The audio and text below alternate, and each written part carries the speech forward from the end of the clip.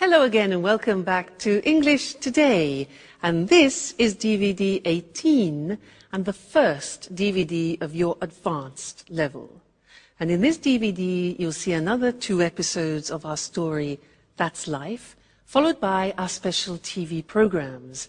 This time, a sports expert will be talking about golf.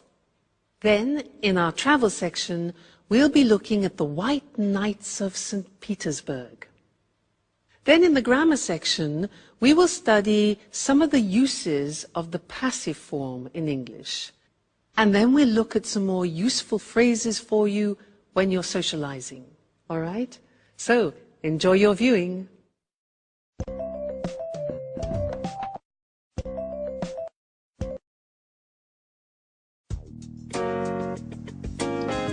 Hi, Sarah. Hi, Sandra. What are you doing? We're making some sandwiches for today's drive in the country. What drive? Hasn't Paolo told you about the trip? Today he wants to take us to visit an old farmhouse in the country. It's supposed to be very beautiful, a perfect example of rural architecture. That's right. I remember now. Paolo told us it was built by some rich Italian-American, a really eccentric character, a friend of his mother's. Okay, girls. Is everything ready? We've almost finished. What a wonderful smell. They look and smell great. Keep your hands to yourself. No one's touching these delicacies now. You'll be able to taste them later when we have our picnic. Paolo, about this outing, where is the farmhouse? In the countryside, about 20 kilometers from here. And is it true that it's incredibly beautiful and that it belongs to an Italian-American? Oh, yes, but it was designed by a Dutch architect. And it was built in the style of an 18th century Tuscan farmhouse, right? Oh, right? Oh, believe me, it's a jewel. I didn't know you were so interested in architecture. Oh, my dear ladies, there are so many things that you don't know about me. As well as music, I have many other passions. I'm full of surprises. No one doubts that, Paolo.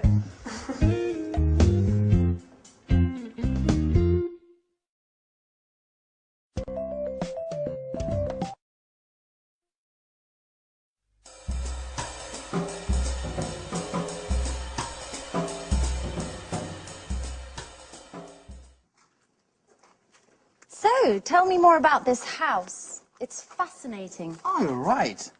And you have to see the garden. It's a haven of peace and tranquility. And what sort of plants are there? Oh, thousands. Big old trees, grapevines, olive groves, and many types of roses. And it's huge. There are 8 gardeners. Oh, really? So many? It's a lovely spot. My mother used to take me there a lot. I loved to lie under the oak trees. It gave me a sense of peace. That's where I gave my first kiss. Wow. Who would have thought our Paolo was so romantic? Are you making fun of me? No, definitely not. I bet this enchanted house has been the source of most of your musical inspiration. How do you know that? Considering it doesn't take much to inspire you, I can imagine what a paradise can do. Oh, hi. Hi. Sorry we made you wait. Paolo was just telling us about the garden. Oh, Okay, let's go. I can't wait to see this place. do you know where Mike and Michelle are? They should be here by now. Oh, Michelle went out for her morning jog earlier. She should be back by now, so she's probably having a shower. And Mike's in his room watching a football match. What a surprise. Okay, I'll go and give them a shout. Oh, Sarah, have you got the camera? Oh no, I left it in my room. Why don't you go and get it? We should be able to take some lovely photos today, right? You're right. I'll go and get it.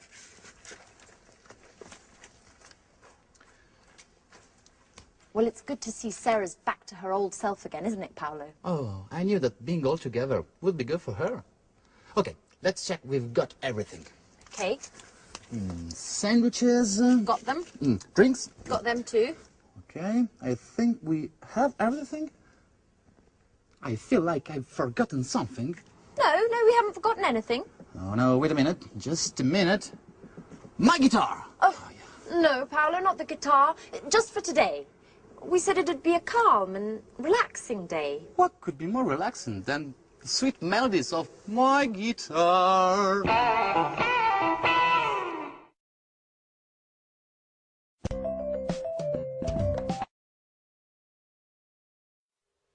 Hi again and good to see you. Now, in that last episode, they were talking about an old farmhouse in the country and describing it. And they were using some interesting language which I want to teach you now. Let me give you some examples of what they said. Sandra said that the farmhouse was built by a rich Italian American. Was built by. Now that grammatical form is called the passive. We're going to study that now. But other examples. Paolo said, yes, it was designed by a Dutch architect. It was designed. He said, it is built in the style of an 18th century Tuscan farmhouse. The passive, that's what I want to look at with you now. We'll go to the screen so that you can see how the construction works. It is actually quite simple because you need to take the verb to be in the necessary tense, whether it's past, present or future, and then you add the past participle of the main verb. Okay, so that is the grammatical form. When do we use the passive? We use the passive when it's more important the action which is happening and not the person doing it. Let me give you an example, try and make it clearer. And look at the screen now and we can combine the things. This is a magazine. Now, I want to talk about the magazine in the present. And there are various things that I can say. For example, this magazine is published in the United Kingdom. Is published, the verb to be plus the past participle. Other things that we can say about it. The articles are written by top writers. Now, notice that if you want to actually mention the people doing the object, the action, you use by. So, these articles are written by top writers, okay, top journalists. Another example, it's delivered worldwide. It's delivered worldwide. There again, we don't know by who, but it's not important in this case. It's the action which is important. So that's in the present, using the verb to be in the present form is, are. Let's move on to the past tense now and take these shoes. We can say about these shoes were made in Italy, okay? These shoes were made. Notice that the verb to be is in the past and it's plural because it's two shoes. So not was made, but were made. These shoes were made in Italy. The other examples are they were designed by a top designer and only a limited number were produced. All right, so the verb to be plus the past participle.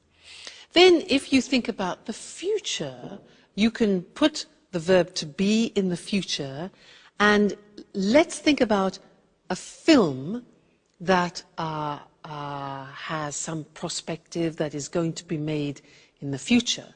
Let's look at how we use that in the passive form. The film is going to be set in America. Now that's a bit more complicated. The verb to be goes into the future, but it's an intentional future. So it becomes the film is going to be set, means filmed, in Russia. It's going to be directed by Spike Lee. Now here the information Spike Lee is important, so we add by. It's going to be directed by Spike Lee, and it's going to be released next summer. Released, taken to the cinemas next summer. So that's the passive form, as you can see, if you know the verb to be very well in all the different tenses, past, present and future, it's not difficult. And it's actually not different in English to many other languages. All right? So that's the passive. See you again next lesson. Bye.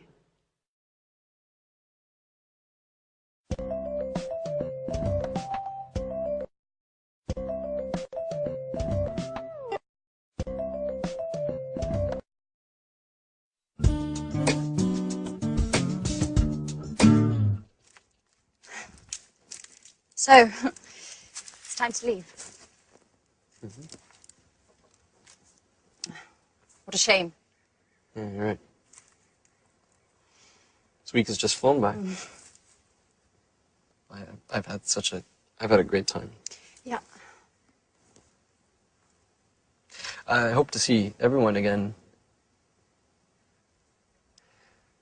I hope to see you again. Very soon. Listen, Mike, about that, I want to clear up a few things with you.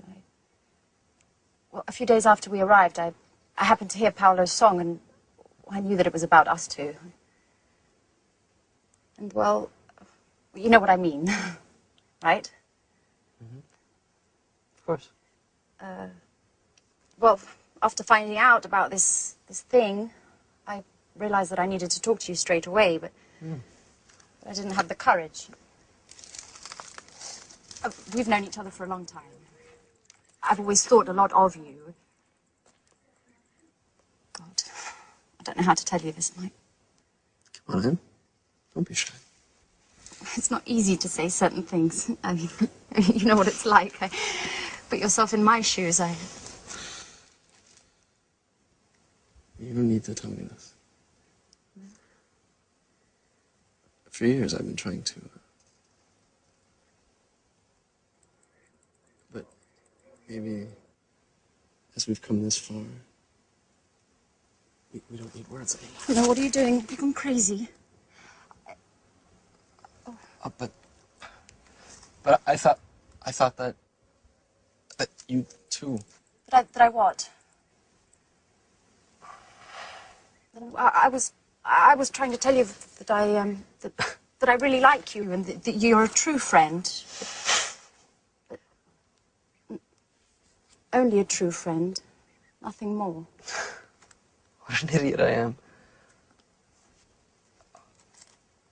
For a moment I thought you had feelings for me. I'm sorry, Mike. I didn't want to upset you. It's just that, well, the truth is that there's someone else in my heart. I know. Don't worry. Let's pretend nothing's happened, okay? Okay. Right. Friends? Like before? Of course. But no hard feelings? Okay. Fine. I'll just go and finish packing then. Okay. I'll see you in a bit.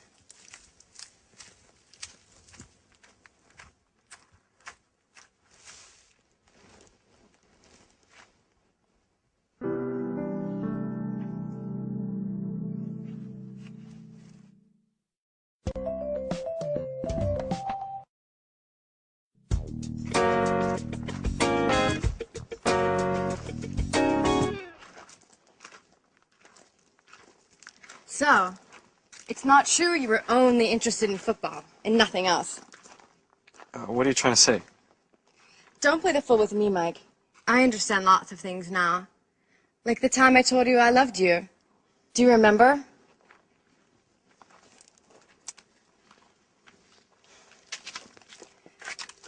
At that time, we were always together. And I thought there was more between us than just simple friendship. Come on, Sarah, not that old story again. I mean, there's no point in going over all of that again. Well, I think it's time to put a few things straight, once and for all.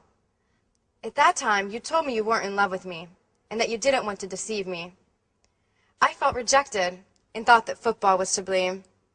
I thought that football was the only passion in your life. But now... But now what? Oh, stop it, Mike. I saw you here just now with Anne. Wait a minute, sir. Let me explain things. Oh, you don't need to explain. I'm not angry. In fact, you, all of you, have helped me a lot in the past few days. I'm at peace with myself again, and this is really important. And, to be honest, I'm glad to have found out the true reason for your refusal was another woman, and not football. I think of you more than any sport, sir.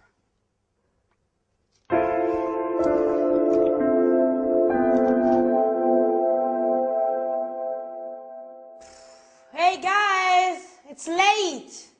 I'm sorry, I was packing. So, it's time to say goodbye already. Oh, I hate goodbyes. Oh, it's a sentimental one. Anyway, we'll be meeting up again soon, right? Right. Yes. Okay. I have some good news. I've decided to open up a new bar, and you're all officially invited to the opening party. Wow. I think I'm going to call it College, in honor of all of you. Oh, fantastic! And as for the music in your new bar, here I am, with my guitar, of course. You know, you're always welcome to come to this house. And I'll be waiting for you all next year for another wonderful holiday together. In memory of the good old days. Yeah! Friends live but they'll be back soon. I'll sing away for next year's. Hey, ho, ho, ho, ho, go. Yeah.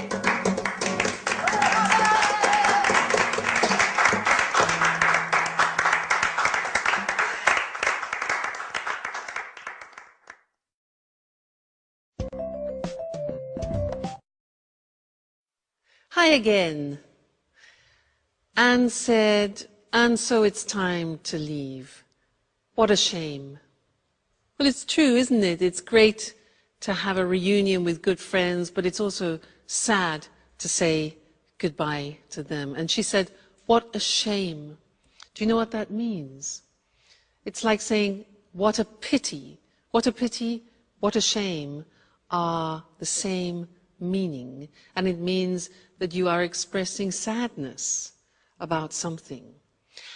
And with that phrase, I want to take you into socializing again and to look at a few more phrases to help you when you're traveling around the world, socializing with English language speaking people.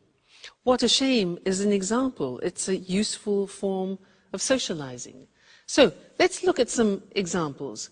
Imagine that you receive some good news, or a friend of yours receives some good news. What do you say to your friend when they receive good news in English? Yeah, congratulations. Or, I'm very happy for you. I'm very happy for you. Okay? If you receive the opposite, if you receive bad news, what do you say? Yeah, in English we say, I'm sorry to hear that. I'm sorry to hear that. Okay? Sorry to hear that. Or, oh, I'm so sorry. I'm so sorry. Receiving bad news. Now, imagine that people come to your house, they're visiting you, and you want to invite them to be comfortable. What can you say? Yeah, we say, do take a seat. And that's a very polite way. Do take a seat is a polite and quite formal way of inviting somebody to be comfortable. Or a nice one is, do make yourself at home. Do make yourself at home, all right? And then you could say, can I get you something to drink? You know, in England, people often, when they meet up, They drink together, whether it's beer or wine or aperitifs. So, can I get you something to drink? Good. Now, imagine that you have got a drink and you have the glass in your hand and you want to pass it to your guest. Now, what do we say when you give something to somebody? 3 words. We say, here you are. Now, when we're speaking fluently, that becomes, here you are, which sounds very strange, doesn't it? You think, what sounds Indian? Here you are. Here you are.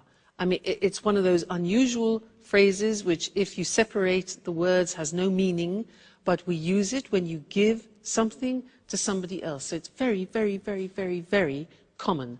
Here you are. Thank you. Not at all. Here you are. All right?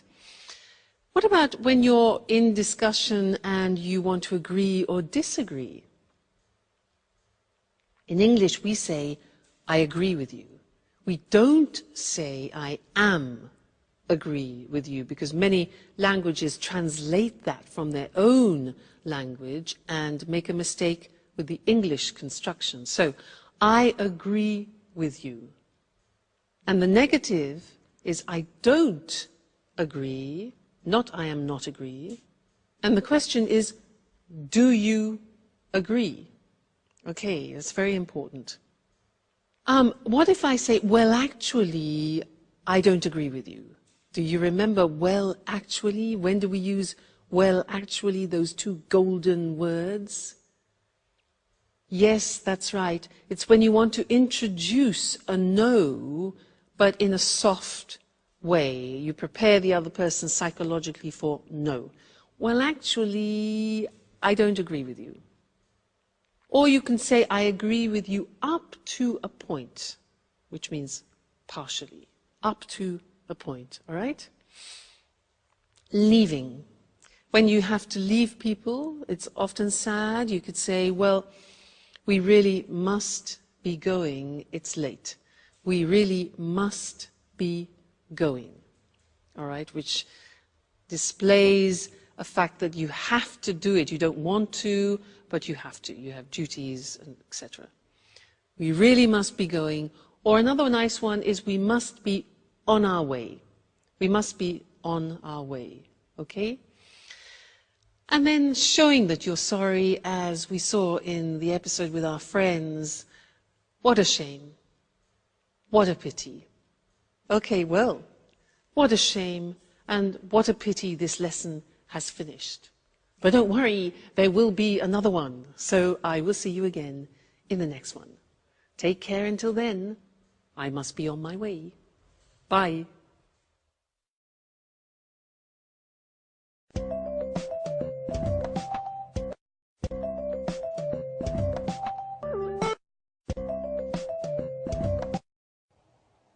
Good afternoon, everyone, and welcome to Sports Special. I'm Eric Brown, and here beside me is John Forbes, our sports expert.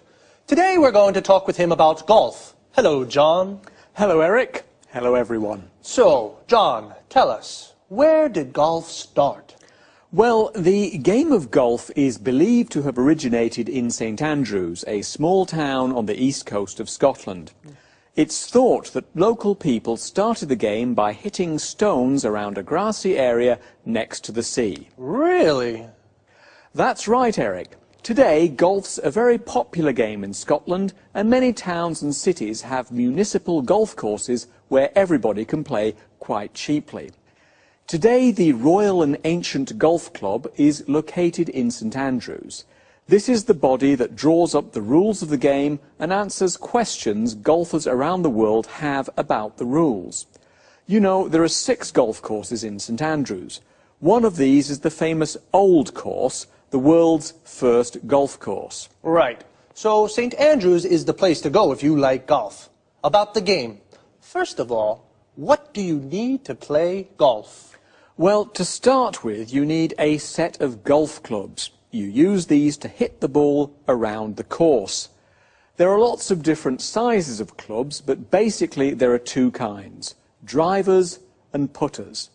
Drivers are used for long shots along the fairways and putters are used for short shots on the greens. Then you need a golf course. There are usually 18 holes on a course. And of course, you need a golf ball. It seems easy to play golf, but how exactly do you play the game? You start each hole on the tee. From here, you use a driver to hit the ball as far as you can towards the hole. If necessary, you hit the ball again to get it onto the green. Once on the green, you use a putter to hit the ball into the hole.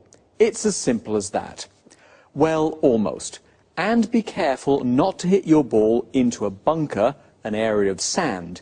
It can be difficult to hit a good shot out of one of these. Don't worry, I'll be very careful. So, John, how do you keep score in the game? Well, each hole has a par, the number of shots required to put the ball into the hole. Let's say the first hole at the old course in St Andrews is par 3. If you complete the hole with 4 shots, you're 1 over par. If you complete it with 2 shots, you're 1 under par. The winner is the golfer who completes all 18 holes with the fewest shots or the most shots under par. And what happens if the golfer hits the ball into the hole with just 1 shot? This is called a hole-in-one, and it is a cause for celebration. Is it expensive to play golf? Because it looks like it's a game just for rich people. Well, golf clubs can be expensive, and you may have to pay a lot to play on a course. But you may be able to hire the clubs, and you may be able to find a municipal course that charges very little for you to play 18 holes. How popular is golf? It's very popular in Scotland, as you can imagine, as the game started there. There are 540 golf courses in Scotland. Remember, the population of Scotland is 5 million. But golf's also popular around the world, especially in Europe and North America. The game's really taken off in East Asia. The game's incredibly popular in Japan, Taiwan, South Korea and Singapore. There are lots of professional golfers who take part in international golf tournaments all over the world. Well, now, we certainly know a little bit more about golf. Thank you, John. You're welcome, Eric. Goodbye. And goodbye to you, and see you again next week for another edition of Sports Special.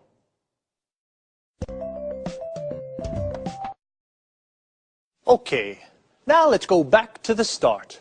So where and how do you play golf? The area where you play is called a golf course. A golf course has 18 holes.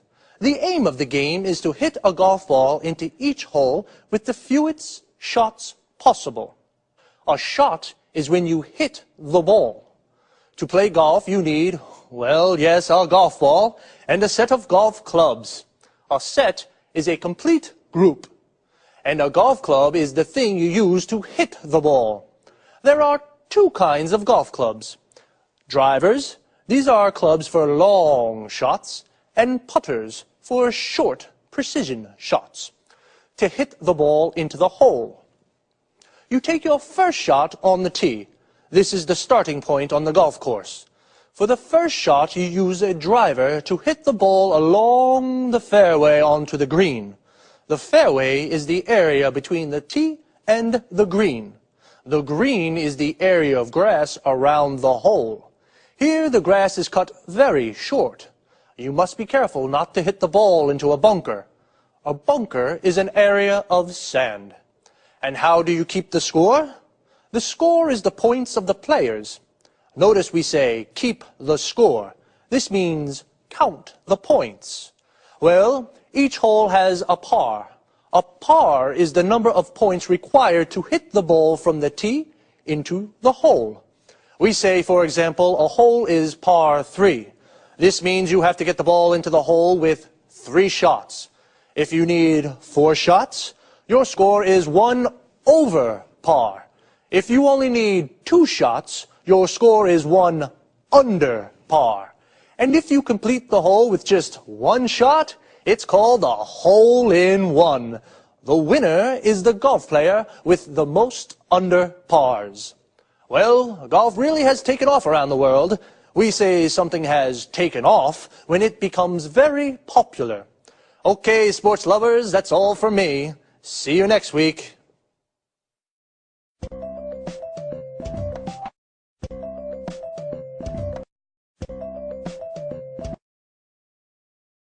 The home of the Tsars and the Revolution, and one of the world's greatest museums. This is St. Petersburg, a magical city that definitely won't fail to impress. I'm Lucy Ross, and this is the travel programme. Today we'll learn about Peter, as the locals call the city, with our travel expert, Christine Oteng.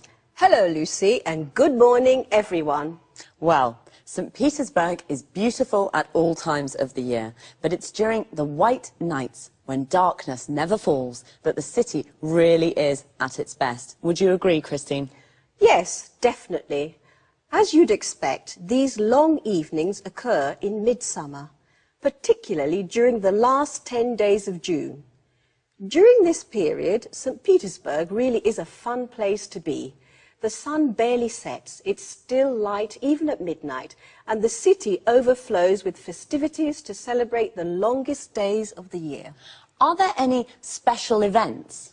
Of course, during these evenings, it's possible to watch some of the world's best opera and listen to some of the best classical orchestras. Mind you, it's not all highbrow culture. Locals often stay out celebrating all night. There's also a White Nights Dance Festival, with events ranging from folk through to ballet. So, it's possible to see the famous Kirov dance company? Sometimes it is, yes. It doesn't always take part, though, but it does usually put on student performances. And what about the city's monuments? Is there anything really special that visitors must see? Well, there really is a wealth of sights for the visitor to take in. St. Petersburg is famous for its many museums and art galleries. The Hermitage, for example, is one of the world's leading museums with a breathtaking collection of all kinds of art and is most definitely not to be missed. There are also numerous former imperial palaces that can be visited both in the city and along the shores of the Gulf of Finland. And try not to miss the city's churches, the main ones at least. Actually, there are so many that it'd be impossible to visit them all. Well, tell us, Christine, is it true that the city's called the Venice of the North? Yes, that's right. This is due to the river Neva that flows through the city and the numerous canals that crisscross the historical centre. On this subject, another special midsummer event is the raising of the bridges over the river Neva. Thousands flock to the riverbanks to see the raised bridges silhouetted against the twilight sky. Well, visitors must remember, find out when the bridges are lowered, or they might not be able to get back to their hotel. That's right. If that happened, they'd just have to stay out celebrating until dawn. Well, that doesn't sound too bad.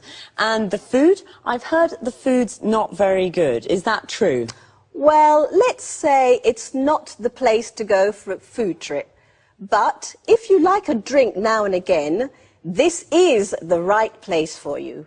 Russians love vodka, and they love inviting their friends to drink with them. And Russians can be disarmingly generous and hospitable. But be careful. The vodka's easy to drink, but don't overdo it, or you'll feel it the next morning. Did you hear that? The vodka is good, but don't drink too much. And do enjoy St. Petersburg, a truly fascinating city to visit. Thanks, Christine. Goodbye. See you again soon to discover more interesting places with the travel programme. So, St. Petersburg is at its best in midsummer. Midsummer is the middle of the summer. We say something is at its best when it's in its best condition. The city is at its best because in midsummer the sun barely sets. When the sun sets, it goes down. The moment when the sun sets is called sunset or dusk. The sun barely sets means it almost doesn't set, so it stays light all night. So sunset is when the sun goes down. When it comes up in the morning, it's called sunrise. It's the moment that the sun rises. This time of the day is also called dawn. So, St. Petersburg is a fun place to be in summer. It's a fun place to be means it's amusing to be there because there are lots of things to do. You can go to the opera or a classical concert. Mind you, it's not all highbrow culture. Highbrow culture is classical culture, like opera, Shakespeare, Dante. We use the expression mind you to introduce a contrast with something that's just been said. The locals stay out celebrating all night. To stay out doing something means to spend the night doing something. So, the locals stay out celebrating means they celebrate all night and don't go home until the morning. There's a dance festival too. The Kirov Dance Company doesn't always take part. To take part in something means to participate. Notice we say take part in something. So the Kirov Dance Company doesn't always take part in the festival, but it puts on student performances. To put on something means to organize something. And remember, it's not the place to go for a food trip, a holiday based around trying the local cuisine. But it is the place to go for the vodka and all-night celebrating. So, bye for now. See you next week.